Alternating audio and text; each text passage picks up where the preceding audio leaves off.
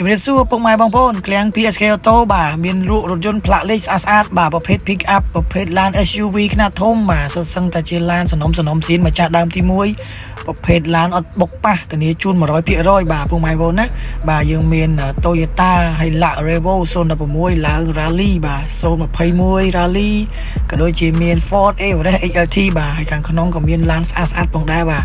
មាន Ford Everestឆ្នាំ021បាទខាងនេះគឺ Mazda ឆ្នាំ020បាទហើយមកគឺនេះគឺ Travel បាទហើយឡា Travel បាទគេកក់ឲ្យបាទភីវកក់ឲ្យបាទហើយមកគឺនេះគឺប្រភេទ Valtrac បាទឆ្នាំ020បាទ Full Option ពេញបាទហើយខាងក្រោយក៏យើងមានប្រភេទ Tundra 015បាទ Ford Ranger XLT ពណ៌ក្រហមបាទមាន Ford Ranger XLT ពណ៌ប្រផេះឆ្នាំ023បាទដូររៀងស្អាតណាបាទនៅខាងក្រោយនេះក៏យើងមានប្រភេទលក្ខណៈគ្រួសារបាទ Vans ប្រភេទ Toyota Alphard Executive Lodge បាទហើយគឺនេះ XLT ឆ្នាំ023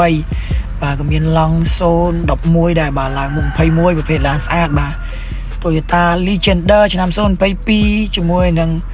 បាទ Valtrac ឆ្នាំ022បាទហើយ Valtrac ឆ្នាំ020ពណ៌ខ្មៅបាទសុទ្ធសឹងតែជារថយន្តស្អាតនៅក្នុងឃ្លាំង PSK Auto បាទហើយមួយគ្រឿងនេះក៏យើងមាន Everest ឆ្នាំ023ជាមួយនឹង Long Mazut VIP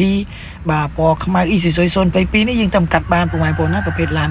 សំណុំស៊ីនមូលបកស្កុតតែម្ដងបាទស្អាតពុកម៉ែបងប្អូនចង់ដឹងព័ត៌មានពីរថយន្តមួយណាអាចតាក់ទងលេខទូរស័ព្ទនៅលើផ្ទាំងប៉ាណូនោះបានបាទសូមអរគុណសូមជម្រាបលា PSK Auto ផ្ដល់ជូនគុណភាពនិងទំនុកចិត្តខ្ពស់